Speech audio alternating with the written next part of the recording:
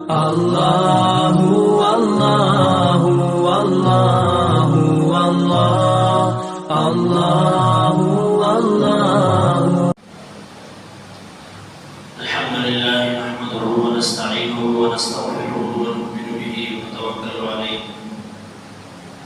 ونعوذ بالله من شرور أنفسنا ومن سيئات أعمالنا من يهده الله فلا مضل له ومن يضلل فلا هادي له ونشهد أن لا إله إلا الله وحده لا شريك له ونشهد أن سيدنا وسندنا نبينا مولانا محمدا عبده ورسوله أما بعد فأعوذ بالله من الشيطان الرجيم بسم الله الرحمن الرحيم وإذا رأيتهم تعجبك أجسامهم وإن تقولوا تسمع لقولهم كأنهم خشب مسندة يحسبون كل صيحة عليهم هم العدو فاحذرهم قاتلهم الله أنى يؤفكون وقال النبي صلى الله عليه وسلم إن الله لا ينظر إلى أجسامكم ولا إلى صوركم ولكن ينظر إلى قلوبكم وأعمالكم أو كما قال صلى الله عليه وسلم صدق الله العظيم وصدق رسوله النبي الكريم ونحن على ذلك من الشاهدين والشاكرين والحمد لله رب العالمين اللهم صل على سيدنا محمد وعلى آل سيدنا محمد وبارك وسلم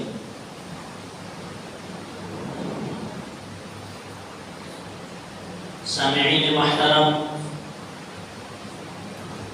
عزیز دوستوں اور بزرگوں، گزشتہ جمعہ آپ حضرات سے وعدہ کیا گیا تھا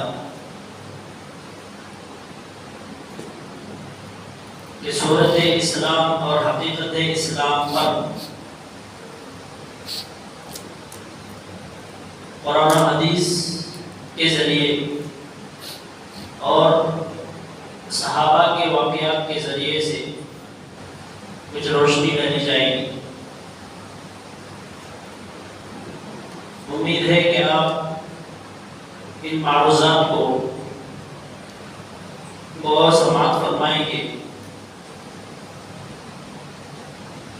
اور اس پیغام کو آگے تک پہنچائیں گے۔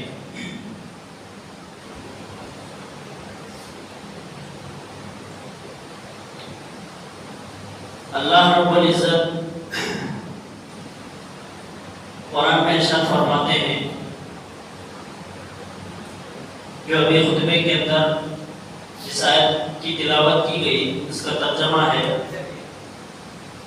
جب تم ان کو دیکھو تو ان کے دل ڈول تمہیں بہت اچھے لگتے ہیں، اور اگر وہ بات کریں تو تم ان کی باتیں سنتے رہ جاؤ۔ ان کی مثال ایسی ہے جیسے لکڑیاں جو کسی سہارے سے لگا رکھی، یہ ہر چیخ و پکار کو اپنے خلاف سمجھتے، یہی ہے جو تمہارے دشمن ہیں۔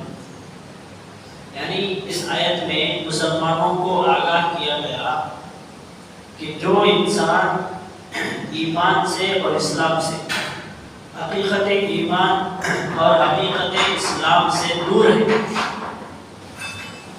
اس کی مثال ایسی ہے گویا یہ لکڑیاں جو کسی سہارے سے کھڑا کی گئی،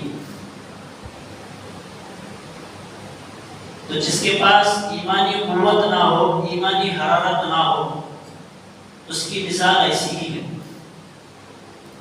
اور وہ دنیا میں جو بھی آوازیں اٹھتی ہیں وہ اپنے خلاف اٹھنے والی آواز سمجھ لیتا ہے۔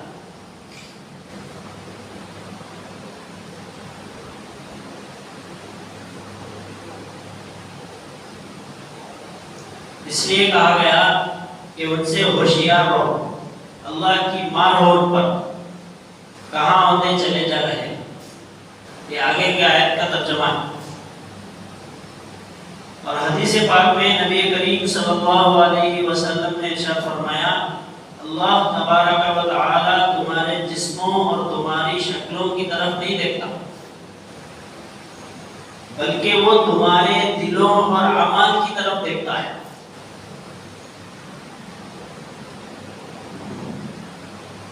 اللہ تبارک و تعالی قوموں کی تعداد کو یا قوموں کے چہروں کو یا قوموں کے جسموں کو نہیں دیکھتا بلکہ اعمال کو دیکھتا ہے، دلوں کو دیکھتا ہے۔ جسم کا مقابلہ اگر ہو تو ابابیل کے پرندوں کے ذریعے اتنے بڑے جسامت والی ہاتھی کا مقابلہ اللہ کروا سکتا ہے۔ یہ قوت و طاقت اللہ کے پاس ہے۔ جب ابرہہ بادشاہ کعبے کو ڈھانے کے لیے ہاتھیوں پر سوار ہو کر آیا تھا تو اتنے بڑی جسامت والی ہاتھیوں کا مقابلہ چھوٹے چھوٹے ابابیل پرندوں کے منہ میں سمانے جتنے کنکر سے ان کو ہلاک کیا۔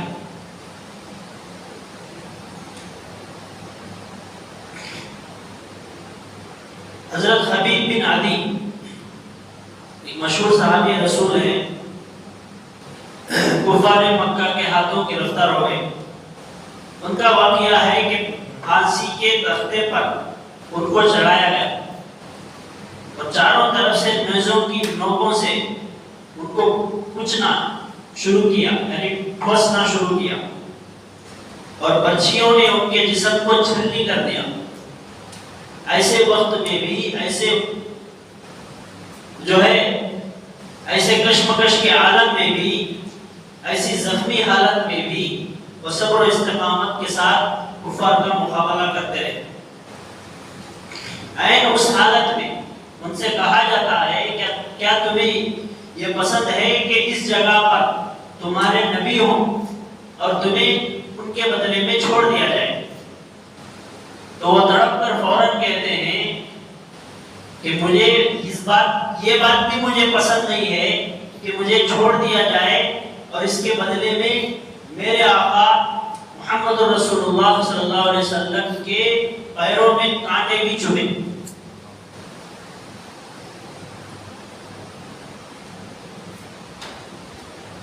تو محترم حضرات، یہ جو سورت اسلام تھی جس نے ان کو تختہ دار پر ثابت قدم رکھا اور ان کی زبان سے یہ الفاظ کہلوائے، یہ سورت اسلام نہیں ہے بلکہ وہ اسلام کی حقیقت تھی، جو ان کے ہر زخم پر مرہم رکھتی تھی، جو ہر نیزے کی چبھن پر ان کے سامنے جنت کا نقشہ لایا جاتا تھا اور انہیں دکھاتی تھی کہ یہ تمہارے اس تکلیف کا صلہ ہے، بس چند لمحوں کا معاملہ ہے، یہ جنت تمہاری منتظر ہے۔ اب چند لمحوں میں تم اس دار فانی سے دار بقا کی طرف، اس فانی تکلیف سے بلا تکلیف اور لا فانی زندگی کی طرف چند لمحوں میں تم منتقل ہونے والے۔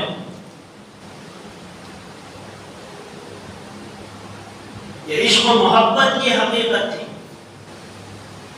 یہ عشق تھا، یہ محبت تھی، اور اسلام میں ایمان کا تقاضا بھی یہی اور یہی مطلوب ہے۔ اللہ سے، اللہ کے رسول سے اگر محبت ہو تو وہ عشق کے درجے میں ہو۔ یہ نہیں کہ تک بھی تکلیف پہنچی تو اللہ کی طرف رجوع ہو گئے، جب آسانی پہنچ گئی تو اللہ کو بھول گئے، جب بیماری آئی تو زبان پر اللہ اللہ آیا، جب بیماری ختم ہوئی تو زبان سے اللہ اللہ غائب ہو گئے۔ یہ جو ہے یہ سورت اسلام ہے، حقیقت اسلام نہیں ہے۔ سورت اسلام میں حقیقت اسلام میں بڑا فرق ہے۔ اب ہم جو زندگی گزار رہے ہیں، جس دین پر ہم قائم ہیں، جس دین پر ہم چل رہے ہیں، وہ سورت ہے، صورت ہوتی تو گھر گھر جا کر کسی مسلمان کو یہ کہنے کی ضرورت نہ پڑتی کہ بھئی تو نماز سے غافل ہے تو نماز پڑھ، تو سنت سے غافل ہے سنت پر عمل کر، تو روزے سے غافل ہے تو روزے پر عمل کر، تو زکات سے غافل ہے زکات پر عمل کر، یہ کہنے کی ضرورت نہیں پڑتی۔ اس لیے کہ دنیا آج اسلام کی صورت پر عمل کر رہی، حقیقت سے غافل ہے، حقیقت کا جنازہ نکل گیا نہیں ہے وہ ہمارے پاس۔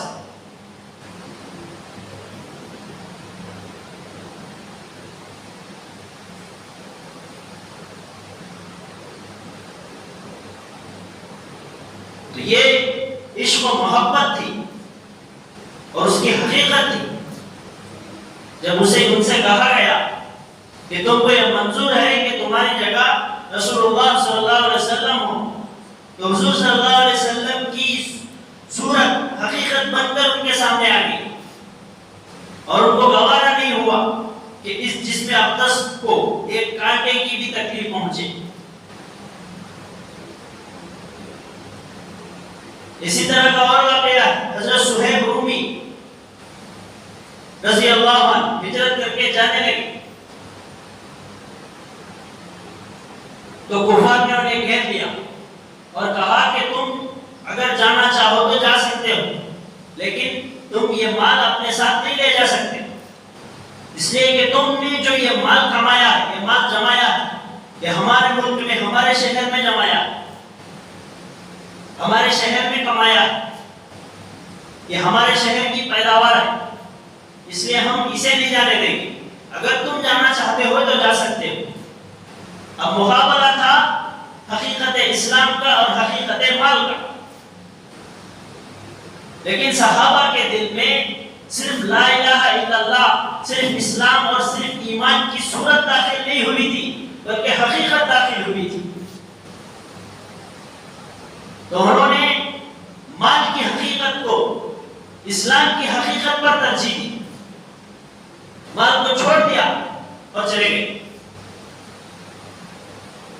اگر صرف صورت ہوتی تو وہ مال کا مقابلہ نہیں کر سکتی تھی، اگر ہم ہوتے تو اس جگہ پر مال کو ترجیح دیتے۔ آج اسی مال کی محبت ہی ہمیں لے ڈوب رہی، حرام ہو کہ حلال ہو، جائز ہو کہ ناجائز ہو، کون بھی نہیں سوچتا، کون سا کبھی رہتے، لے وہ آرام سے رہ گیا تو بس، میں چار کے برابر دکھا تو بس، بازو کی گھر کی طرح میرا بھی گھر بن گیا تو بس ہے۔ اس میں حلال کا آ رہا ہے کہ حرام کا آ رہا، جس سائے تلے وہ زندگی بسر کرے گا وہ سایہ بھی اسے روزانہ ہر لمحہ بددعا دے گا۔ اگر حرام کمائی کے چھت ہو، اگر حرام کمائی کے در و دیوار ہو تو ہر لمحہ اسے بددعا دے۔ اتنا خوبصورت مکان جو تو نے اپنے لیے بنایا، اس سے ہمیں تکلیف ہو رہی، اس لیے کہ تو نے ہمارے میں پاک مال نہیں شامل کیا۔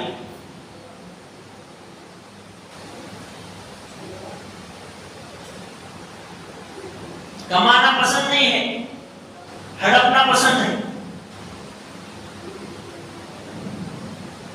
حلال کمائی سے پسینہ خون پسینہ ایک کر کے کمانا گوارا نہیں ہے، دوسرے کے مال کو قبضہ کرنا، دوسروں کے مال پر حق جمانا،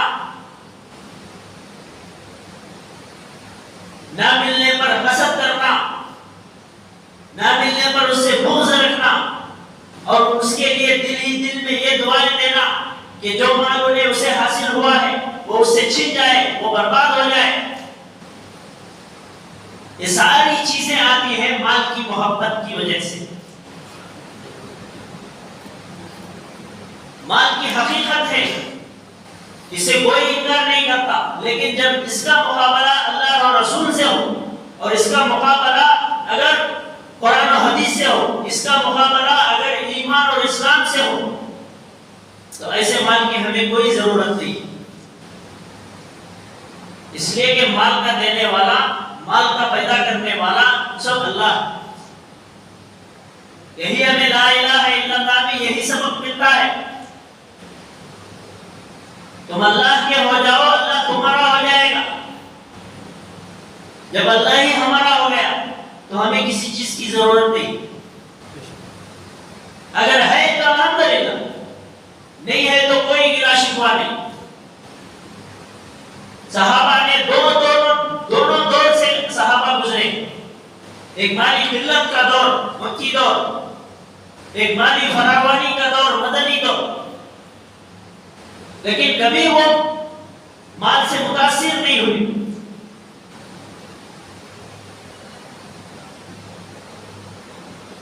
غربت میں بھی اللہ کا شکر ادا کرتے تھے، نعمت میں بھی اللہ کا شکر ادا کرتے تھے، غم میں بھی اللہ کا شکر ادا کرتے تھے، میدان جنگ میں اپنے سامنے اپنے لخت جگر کو کٹتا ہوا مرتا ہوا دیکھ کر بھی الحمدللہ کہتے تھے، اس لیے کہ اسے شہادت نصیب ہوئی۔ کل قیامت کے دن مجھے شہید کا باپ پکارا جائے گا۔ یہ حقیقت تھی اسلام کی، ایمان کی حقیقت تھی، جس سے آج ہم خالی ہیں۔ پھل باہر سے خوبصورت نظر آتا ہے، جب کھول کر دیکھیں گے، کاٹ کر دیکھیں گے تو پتا چلے گا کہ اس میں کتنے کیڑے ہیں۔ اسی طرح ہمارا جسم باہر سے پھلا ہوا پھولا ہوا خوبصورت نظر آ رہا ہے، لیکن اندر سے ہم کھوکھلے ہیں۔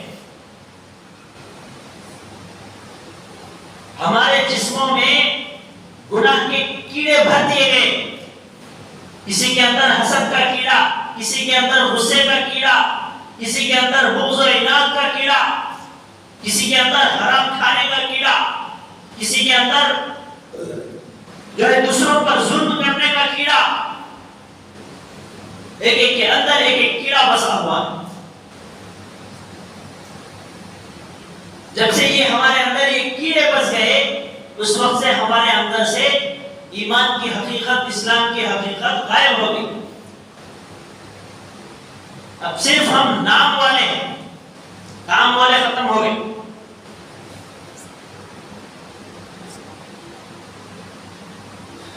اسی نام سے، اسی قربانیوں سے، اسی حقیقت ایمان سے، اسی حقیقت اسلام سے جو صحابہ کے دور میں تھا، اسی کے صدقے، اسی کے طفیل ہم آج جی رہے ہیں۔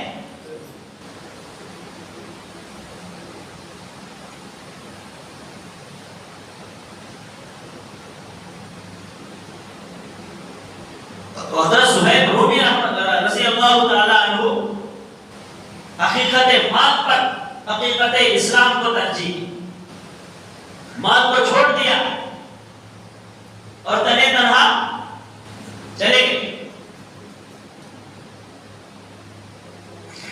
حضرت ابو سلمہ رضی اللہ تعالی عنہ جب ہجرت کر کے جانے لگے تو کفار ان کا راستہ روک کر کھڑے ہو گئے۔ ان کی بیوی ان کے ساتھ میں تھی، ان سے کہا گیا اگر آپ جانا چاہتے ہیں تو جا سکتے ہیں، لیکن آپ کی بیوی ہمارے شہر کی، ہمارے خاندان قبیلے کی، آپ اسے نہیں لے جا سکتے، اس کی آپ کو اجازت نہیں ہے۔ اب اسلام کی ایک حقیقت ہے، بیوی کی محبت وہ ایک حقیقت ہے،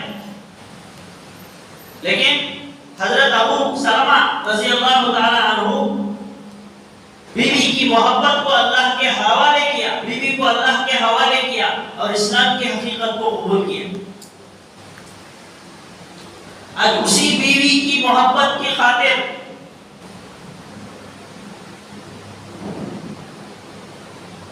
آج ہم لوگ جائز اور ناجائز کی بھی تمیز بھول رہے ہیں۔ کبھی ذہن میں بھی نہیں آتا کہ یہ جو میں لے جا کر میری بیوی کو کھلا رہا ہوں، پلا رہا، یہ جائز ہے بھی کہ نہیں، یہ حلال ہے بھی کہ ہے نہیں ہے۔ جیسا بھی ہو، جو بھی ہو، میری بیوی اچھی ہو، یہ حقیقت میں کھلانا نہیں ہے، بلکہ اس کے پیٹ میں آگ کے ایندھن کو بھرنا، ایک وہاں جا کر جلنے طاقت بھی ہونا ہے نہیں ہے۔ اس لیے ابھی سے جو بھی آیا، جو بھی ملا، اسے کھلا کھلا کر اس کے لیے آخرت میں جہنم کا ایندھن بننے کے لیے تیار کر رہے ہیں ہم لوگ۔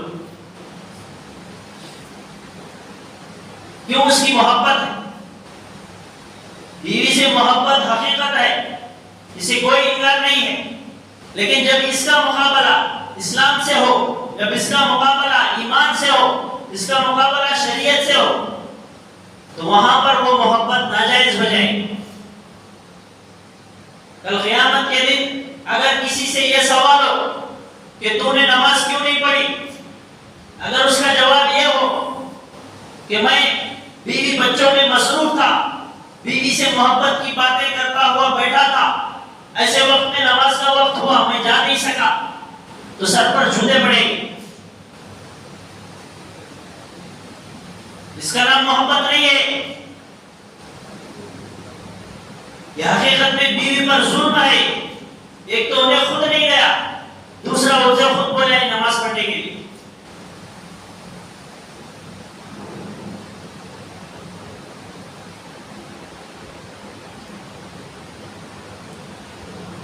اس سے پہلے کبھی کسی عنوان کے تحت میں یہ بات عرض کر چکا ہوں کہ محبت کے الگ الگ درجات ہوتے ہیں،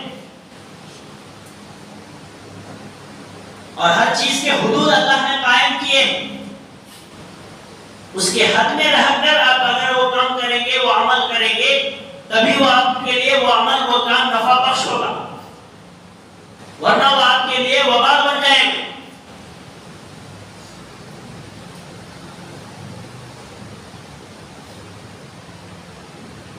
مشہور واقعہ ہے، آپ نے بار بار سنا ہوگا کہ ایک صحابی کا ایک باغیچہ تھا، وہ باغیچے میں نماز پڑھ رہے تھے، ان کے باغ میں ایک چھوٹا سا چڑیا گھس گیا، اب واپس جانے کے لیے اسے راستہ نہیں مل رہا تھا، تو یہ نماز میں تھے، اس کی آواز کی وجہ سے اور بار بار گھومنے کی وجہ سے ان کے نماز میں خلل پیدا ہو، اور یہ نماز میں آنکھیں کھول کر اسے ادھر ادھر دیکھنے لگے۔ تو اب صحابی تھے، ان کے ذہن میں، ان کے دل و دماغ میں حقیقت اسلام اور حقیقت ایمان کٹ کٹ کر بھرا ہوا تھا، اور انہوں نے سوچا یہ نہیں ہو سکتا کہ کسی ایک پرندے کی وجہ سے میری ایمان، میرے نماز کی حقیقت غائب ہو جائے، میں نماز سے غافل ہو جاؤں۔ اس لیے کہ وہ سمجھتے تھے کہ میں نماز کے اندر اللہ کے سامنے کھڑا ہوں، میں جو رکعت بن رہا ہوں طرف منہ قبلے کے، اللہ اکبر، اس سے مراد یہ ہے کہ میں اللہ کے سامنے کھڑا ہوں۔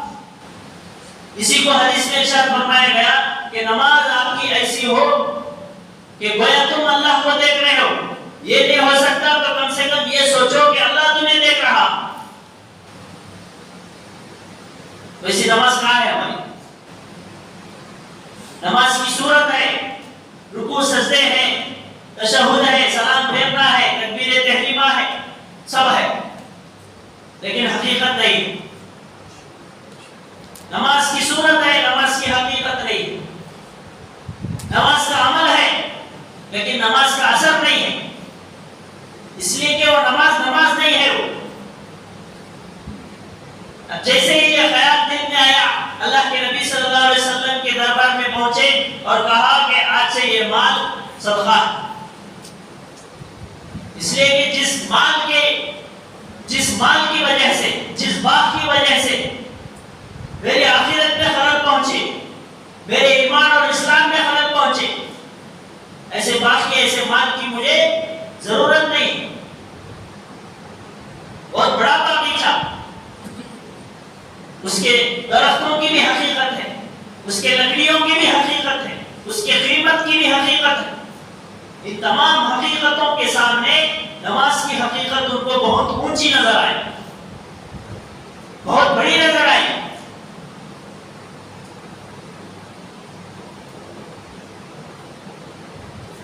اور وہ لوگ پاگل بھی نہیں تھے. تو یہ نہ سوچے کہ بھائی وہ اللہ کی محبت میں پاگل ہو گئے تھے. پاگل نہیں تھے، وہ عقل مند تھے. ان کو معلوم تھا کہ اس کے بدلے مجھے کیا ملنے والا ہے. اسی لیے صحابہ جن کا آخری وقت آتا تو وہ کہتے کہ مجھے وحد کے پہاڑ کے پیچھے سے جنت کی خوشبو آ رہی، اللہ کی قسم کھا کر کہتے تھے. وہ دنیا میں رہ کر جنت کی حقیقت کو جانتے تھے. ان کو معلوم تھا کہ جنت کے مقابلے میں، آخرت کے مقابلے میں دنیا کیا چیز ہے، کتنی ذلیل چیز ہے.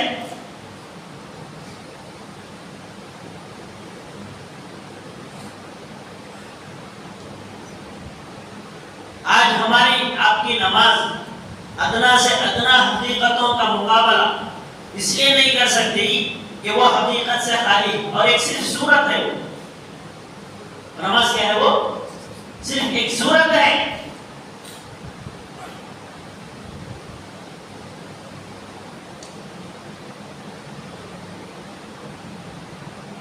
جو نہیں پڑھنے والے ہیں ان کا تو سوال ہی نہیں، چھوڑو. جو پڑھنے والے ہیں، پنج وقت نمازی ہیں، کبھی امام صاحب کی نماز 4-5 منٹ ایکسٹرا ہو جائے تو دیکھو کیا حالت ہوتی. کتنے جنے پوچھتی اسے، کیا امام صاحب اتنی لمبی نماز کہیں کو کیا ضرورت ہے؟ اتنی لمبی نماز جب پڑھنے کو جاتی ہم نہ پیچھے نیند آ جاتی. تو نماز پڑھنے آئے ہیں، سونے کے لیے آیا ہے نماز میں. جو گھر میں جو نیند رہ گئی تھی وہ نیند پوری کرنے آیا ہے نماز میں، مسجد میں. ایک فری کے پھنکے چلتی، نیچے فری کا قالین رہتا نرم نرم گدے کے جیسا. سمجھ نہیں پاتے؟ تو 2 منٹ کی تاخیر والی تاخیر سے نماز ہمیں پسند نہیں. ایسی نماز ہمیں جہنم سے، اور ایسی نماز ہمیں دنیا کی مصائب سے، دنیا کی پریشانیوں سے، دنیا کے ہزاروں لاکھوں جو غیر اسلام کو ماننے والے ہیں ان کے ظلم و ستم سے ہمیں کیسے بچائے گی؟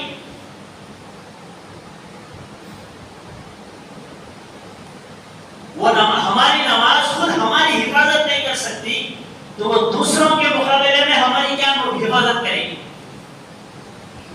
ہمیں کیا بچائے گی؟ اور ہماری اس نماز کے بعد کی جانے والی دعا کیسے قبول ہوگی جو نماز حقیقت سے خالی ہے؟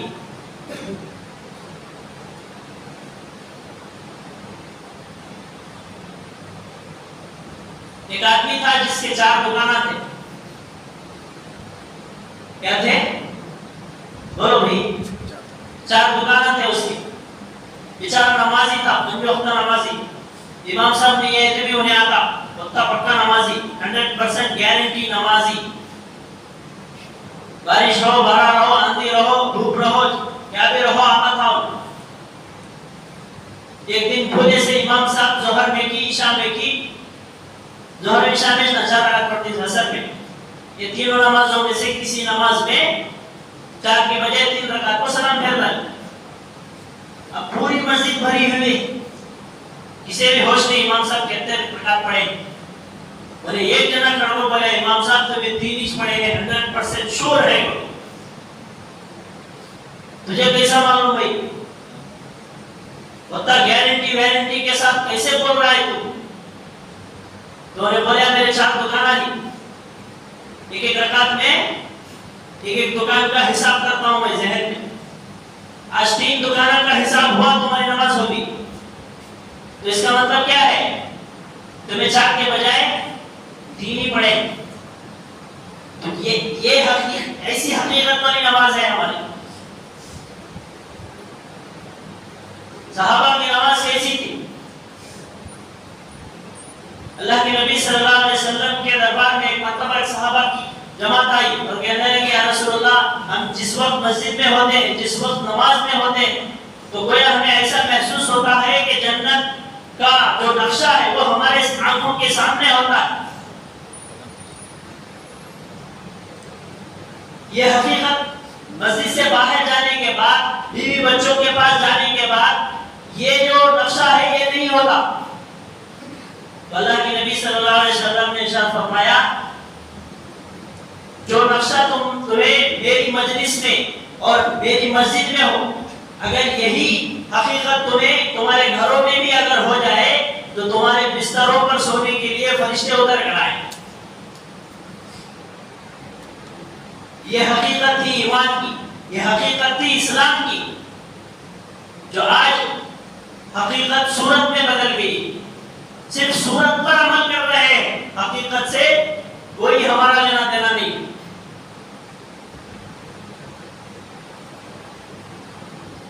یرموک کے میدان میں چند ہزار مسلمان تھے اور کئی لاکھ عیسائی تھے۔ اس نے ایک عیسائی کے زبان سے نکلا کہ ہماری تعداد کتنی بڑی، ہماری تعداد کا کوئی مقابلہ کر سکتا ہے؟ تو حضرت خالد بن ولید کھڑے ہوئے، گھوڑے پر کھڑے ہو گئے اور کہا خاموش ہو جا، تو دیکھنے میں ہماری طرح انسان ہے، تیری تعداد کتنی بھی زیادہ ہو لیکن تیرے پاس کوئی حقیقت نہیں، ہمارے پاس ایمان اور اسلام کی حقیقت ہے۔ اسی لیے ہم نے کہا ایک آدمی تمہارے لے کے 1000 آدمیوں کا مقابلہ کر سکتا ہے۔ اب میدان میں جتنے ہیں اس سے زائد بھی اگر آ جائیں تب بھی ہم مقابلہ کریں گے، اس لیے کہ ہمارے پاس اسلام اور ایمان کی حقیقت ہے، جو حقیقت ہمیں تمہاری تعداد دیکھ کر بھاگنے پر مجبور نہیں کرے گی۔ وہ اس لیے خالد بن ولید رضی اللہ تعالیٰ عنہ اتنا بھروسے کے ساتھ، اتنا اعتماد کے ساتھ یہ جملہ انہوں نے اس لیے فرمایا تھا، وہ جانتے تھے کہ ان کے پاس صرف انسان ہونے کے اور کوئی حقیقت نہیں ہے۔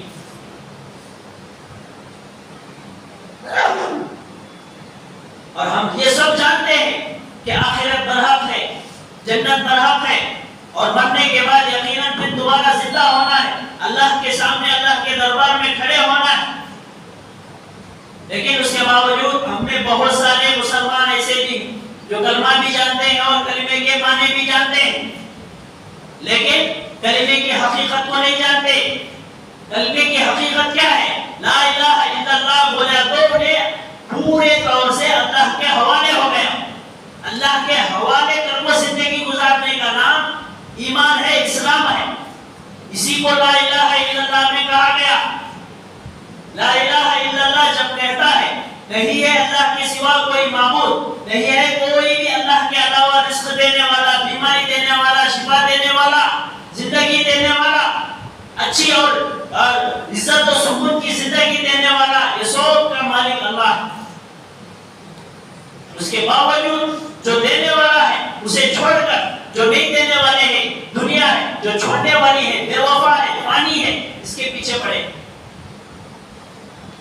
اسی حقیقت کو سمجھنے کی ضرورت ہے۔ یہ حقیقت ہے، اسلام اور ایمان کی حقیقت ہے۔ اسی کو سکھانے کے لیے اللہ تبارک و تعالیٰ کتابیں نازل فرمائے، اسی کو سمجھانے کے لیے، اسی پر عمل کر کے بتانے کے لیے، اس کی عملی مشق کے لیے انبیاء کو بھیجا، تاکہ احکام کے ساتھ ساتھ انہیں عمل کر کے بھی بتایا جائے، اور اسلام کی حقیقت کو، اسلام ایمان کی حقیقت کو وہ اپنے آنکھوں سے دیکھ کر عمل کریں۔ اسی لیے 63 سالہ زندگی ہمیں، میرے اور آپ کے آقا جناب محمد رسول اللہ صلی اللہ علیہ وسلم مکمل 63 سالہ زندگی گزار کر گئے، اور اپنے ذات کے لیے، اپنے مفاد کے لیے پوری زندگی میں اگر آپ سیرت کا مطالعہ کریں گے تو اپنی ذات کے لیے، اپنی مفاد کے لیے ایک کام بھی انہوں نے نہیں کیا، سب امت کے لیے کیا، سب امت کو سکھانے کے لیے، بتانے کے لیے کیا۔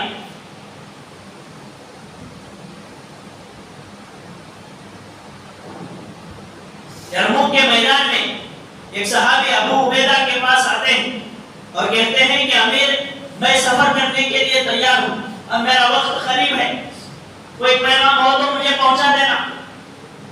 تو ان کے امیر نے کہا کوئی پیغام ہماری طرف سے نہیں ہے، اگر آپ کا کوئی پیغام ہو تو بتا دینا۔ تو انہوں نے کہا کہ مجھے میرے لوگوں کو پہنچانے کے لیے کوئی پیغام نہیں ہے، لیکن میرے آقا جناب محمد رسول اللہ صلی اللہ علیہ وسلم کو یہ پیغام دے دینا کہ جو وعدہ آپ نے کیا تھا، جس جنت کا آپ نے وعدہ کیا تھا، اسے میں اپنے آنکھوں سے دیکھ رہا ہوں اور اس کی خوشبو مجھے محسوس ہو رہی ہے، میں اپنے آنکھوں سے دیکھ رہا ہوں۔ جو نعمتیں آپ صلی اللہ علیہ وسلم نے ہمیں بتایا ہے، جن کی ہمیں خبر دی ہے، وہ تمام کی تمام نعمتیں میرے آنکھوں کے سامنے۔ ایسا لگ رہا ہے گویا میں ایک قدم اگر آگے بڑھاؤں تو ان نعمتوں پر میرا سر ہوگا۔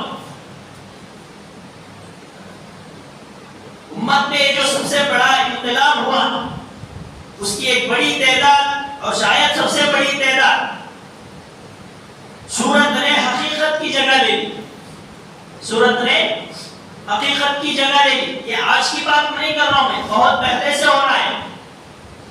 صحابہ تابعین تبع تابعین کے دور کے بعد سے ہی یہ دور شروع ہو گیا۔ صحابہ تابعین تبع تابعین کے حد تک اسلام اور اسلام کی حقیقت، اسلام کی صورت اور اسلام کی حقیقت دونوں تھی۔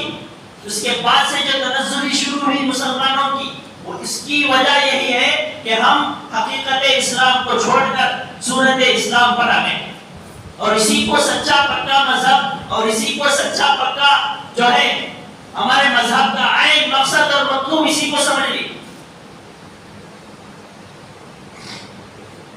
صرف صورت اسلام حفاظت کے لیے کافی نہیں ہے۔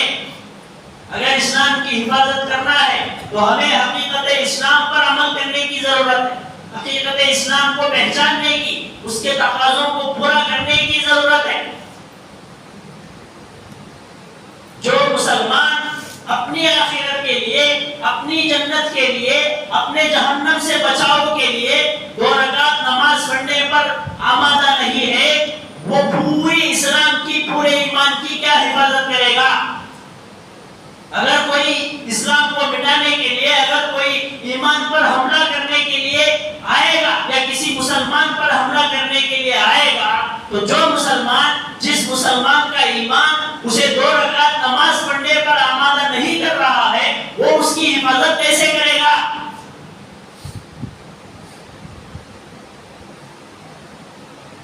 ہماری جو حقیقت ہے وہ کیا ہے؟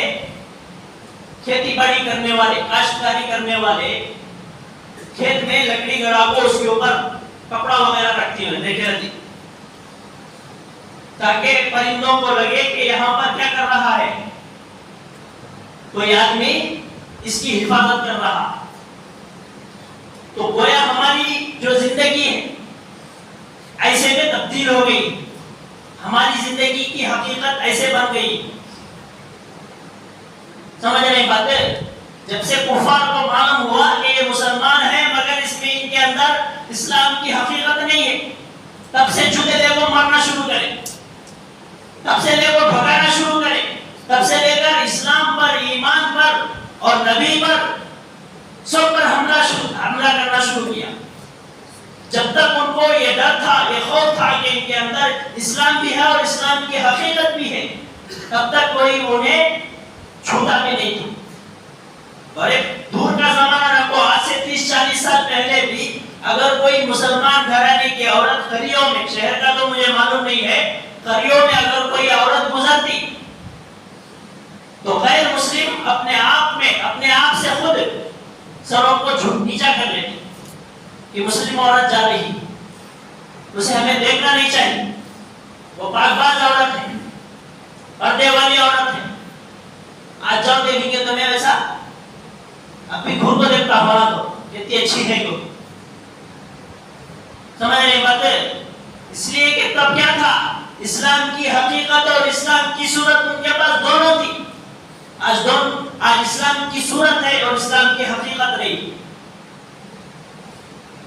جب حقیقت اسلام سامنے آئے گی تبھی سب قوتیں غالب ہوگی۔ اس وقت تک ہم لوگ غالب نہیں ہوں گے، اس وقت تک ہم مغلوب ہی رہیں گے، اس وقت تک ہم مظلوم ہی رہیں گے۔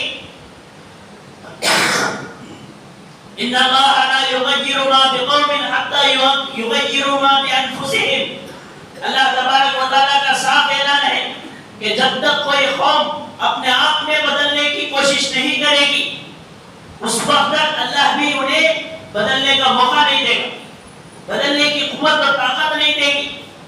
تاتاری قوم جب مسلمانوں کا صفایا کرے، اس وقت مسلمانوں کی یہی حالت تھی کہ تاتاری قوم کی ایک عورت 15-20 نوجوانوں کو گھر کے سامنے کھڑا کر یہ کہہ کر جاتی کہ میں اندر سے تلوار لے کر آؤں گی، تمہاری گردن اڑاؤں گی، تم یہی ٹھہرنا، یہاں سے ہلنا نہیں۔ توتے ہڈے کٹے نوجوان ہونے کے باوجود ان کے اندر اسلام کی حقیقت کیا نہیں تھی، چلے گئی تھی، ختم ہو گئی تھی، اسلام کی حقیقت کا جنازہ نکل گیا تھا۔ ایک عورت کی بات پر 15-20 نوجوان وہیں پر کھڑے ہوتے، ایک انچ بھی، ایک mm بھی نہیں ہلتے تھے وہاں سے۔ اتنا خوف اور بزدلی آ گئی تھی۔ تو اس لیے ضرورت اس بات کی ہے کہ ہم اسلام کی حقیقت کو سمجھیں، اسلام کی حقیقت پر عمل کریں۔ جتنا زیادہ وہ اسلام کو مٹانے کی کوشش کریں گے، ہم اتنا ہی زیادہ اس پر عمل کرنے والے بنیں، تبھی اس کا مقابلہ ہو سکتا ہے، ورنہ تو ایسے ہی یہ کیا ہو جائے گا، دھیرے دھیرے مٹ جائے گا، ختم ہو جائے گا۔ جس راستے پر لوگ نہیں چلیں گے وہ راستہ خود بخود مٹ جائے گا۔ کھیت میں بھی اگر 2-4 لوگ بھی اگر روزانہ چلنا شروع کریں تو راستے کے نشان بن جاتے ہیں۔ اگر کوئی بھی چلنے والا نہ ہو تو راستہ بھی خود بخود کھیت میں تبدیل ہو جاتا ہے۔ تو اس لیے آپ سب سے گزارش ہے کہ اب اس وقت کا اہم جو ہے تقاضا یہ ہے کہ ہم ایمان کے تقاضوں کو پورا کریں، ایمان پر عمل کرنے کی کوشش کریں۔ جب ہماری یہ حالت ہے تو آپ خود اندازہ لگائیں آنے والی ہماری نسل کا کیا ہوگا۔ ہم خود صرف جمعہ والے ہیں تو آئندہ ہماری نسل جمعہ بھی نہیں پڑے گی، مسجد کی بھی ضرورت نہیں ہم۔ اللہ ہماری حفاظت فرمائے، اللہ ہم سب کو ایسا دن قیامت تک نہ دکھائے، اللہ ہم سب کو عمل کی توفیق نصیب فرمائے۔ آمین۔ وآخر دعوانا الحمدللہ۔